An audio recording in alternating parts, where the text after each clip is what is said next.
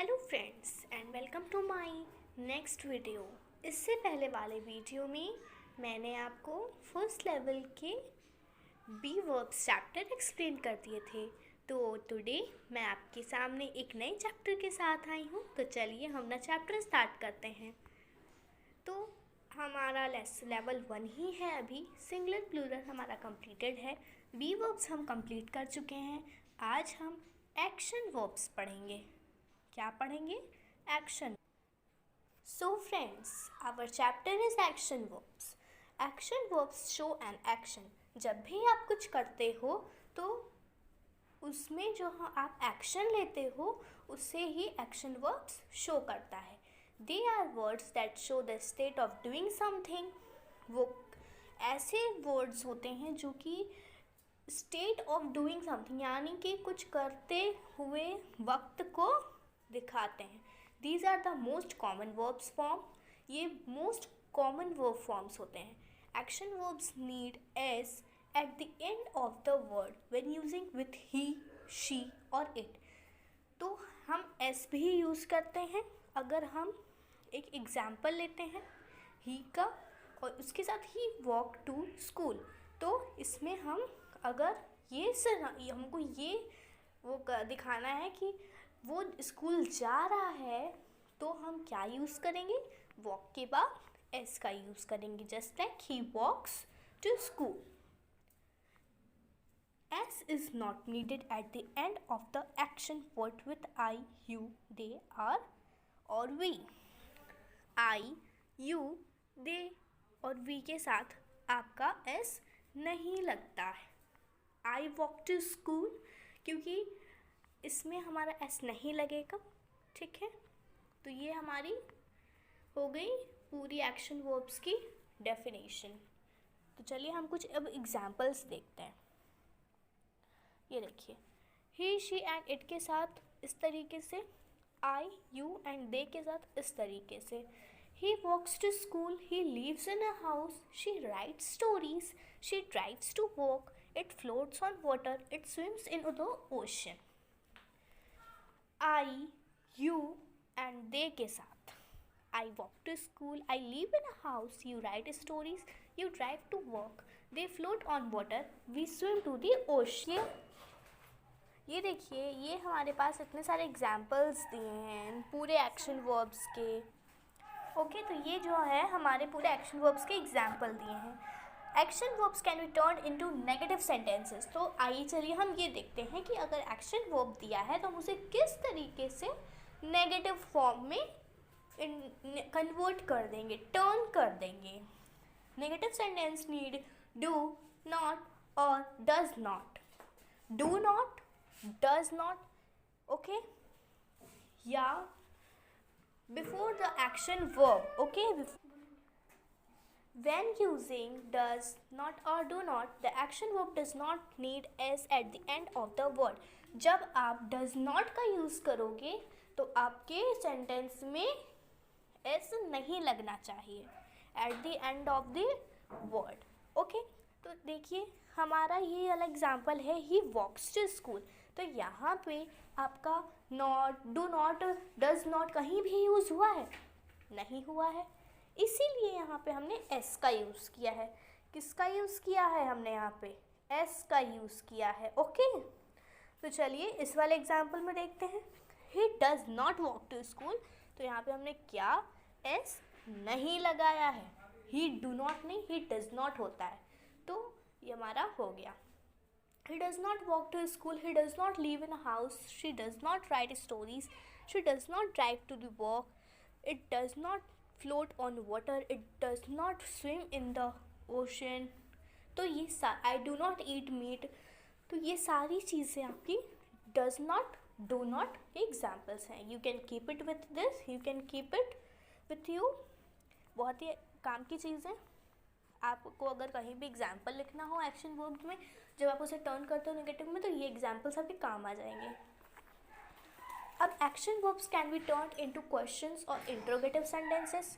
Action verbs आपके question के form में भी कन्वर्ट हो जाएंगे और इंट्रोगेटिव के फॉर्म में भी कन्वर्ट हो जाएंगे। Interrogative sentences begin with do और डस। तो ये जो हमारा इंट्रोगेटिव सेंटेंस है वो किस फॉर्म में, उसको हमें उस सेंटेंस को बनाने के लिए हमें कौन से वर्ड चाहिए रहते हैं, डू और does. They always end with a question mark. और ये तो कॉमन सी बात है, आप अगर इंट्रोगेटिव सेंटेंस करते हो, ये कॉमन है कि अगर कोई भी क्वेश्चन सेंटेंस है तो उसके लास्ट में आपके क्वेश्चन मार्क का साइन लगेगा ही लगेगा। Use does before he she and it, use do before I you they and we. Okay, ये हमारी एग्जाम्पल हो गई। आपका जो है, हमें ही शी इट के पहले से हमें डस का यूज़ करना है और आई यू दे एंड वी के साथ हमें डू का यूज़ करना है। ये हमारी एग्जाम्पल, सॉरी ये आपको याद रखने वाली बात है, भूलना नहीं है। और ये हमारी एग्जाम्पल है, इसे मैं आपको नहीं बताऊंगी, यू कैन रीड, जो मैंने बताया है वही चीज़ है ये। तो चलिए अपने क्विज को सॉल्व करते हैं। आप अपने आंसर अपने जवाब में लिखिए, कमेंट में लिखिए। आपको इस चैप्टर अगर समझ में आया है तो आपको इसका आंसर लिखना है कमेंट में। तो हमारा फर्स्ट क्वेश्चन है, he sings in a band. तो अगर मैंने आपको बताया था कि ही है तो उसके लास्ट में जो सिंग्स है तो यानी कि ये करेक्ट है, ये करेक्ट है। ही does not sings in a band, तो ये आपका, हमने बताया था आपको कि जब आप डज नॉट यूज़ करते हो तो सिंग्स के बाद एस नहीं लगेगा, तो यानी कि ये इनकरेक्ट है। She eat breakfast every morning. She eat breakfast every morning. इसका क्या आंसर होगा? This is incorrect because आपका eat के बाद s लगता है she के साथ, तो यानी कि ये incorrect है। She does not eat breakfast every morning, तो यहाँ पे does not के साथ eat में s नहीं लगा है, यानी कि ये correct है।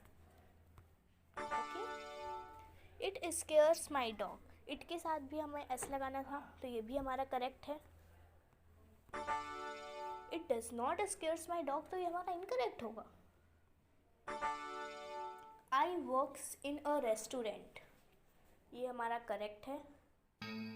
सॉरी, ये इनकरेक्ट है क्योंकि यहाँ पे क्या लगा है, आई लगा है, इसलिए हमारा वर्क्स नहीं होगा।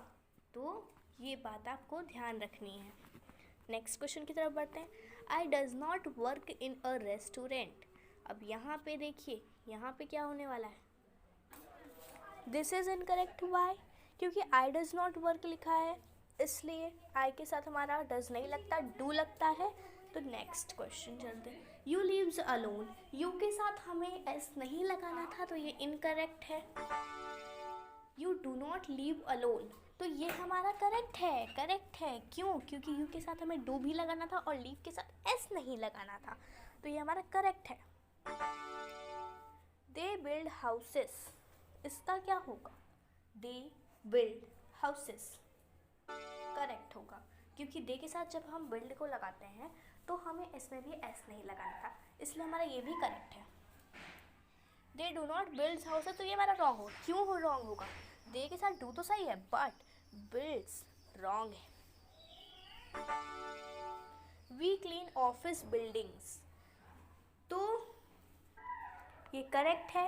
ओके, अब हम next question, we do not clean office building, हम क्लीन नहीं करते हैं ऑफिस बिल्डिंग को, तो ये भी करेक्ट है। आई कुक्स डिनर एवरी नाइट, आई के साथ हमें एस नहीं लगाना है, ये हमारा इनकरेक्ट है। I do not cook dinner every night, do not cook तीनों सही है, यानी ये करेक्ट है। चलिए, हमारा 16 में से 14 मार्क्स आए हैं, तो चलिए अब हम नेक्स्ट क्वेश्चन क्विज को सॉल्व करते हैं। Do you ride the bus, तो यहाँ पे हमें क्या लगाना है, क्वेश्चन फॉर्म में सेंटेंस हमारा दिया है। किस तरीके से हमारा सेंटेंस दिया है, यहाँ पर ये हमारा सेंटेंस यहाँ पे क्वेश्चन फॉर्म में दिया है। किस फॉर्म में दिया है, इंट्रोगेटिव फॉर्म में दिया है, और हमें इसमें क्या यूज़ करना है, नॉट यूज़ करना है। तो हम इसे टाइप करते हैं, हमें इसे नॉट लगाना है सेंटेंस में। तो सबसे पहले हम क्या करेंगे, सबसे पहले हम इसे क्या करेंगे, सबसे पहले हम इसे आंसर में कन्वर्ट कर देंगे। तो क्या आंसर होगा, आई डू, आई के साथ मैंने आपको बताया था डू लगेगा, आई डू नॉट, नॉट का यूज़ हो गया। अब हम लगाएंगे यहाँ पे ride the bus. Okay, I do not ride the bus, ये हमारा करेक्ट है। अब ये भी हमारा क्वेश्चन में दिया है, अब हमें भी इसे आंसर में कन्वर्ट करके नॉट का यूज़ करके लगा देना है। They do not like art, they do not like art, they do not like art, they do and not का भी यूज़ हो गया अब हमारा, करेक्ट है। Does it run on fuel, does it run on fuel, तो यहाँ पे हमारा आंसर होगा it does not run on fuel, it does not run on fuel. अब हमें क्या करना है, does she watch saucer, she does not watch saucer. तो यहाँ पे क्या है, हम इसमें एस नहीं लगाएंगे, तो क्या हो जाएगा answer, she does not watch saucer, she does not watch saucer. Next question, does he speak English, तो यहाँ पे क्या होगा, he does not speak English।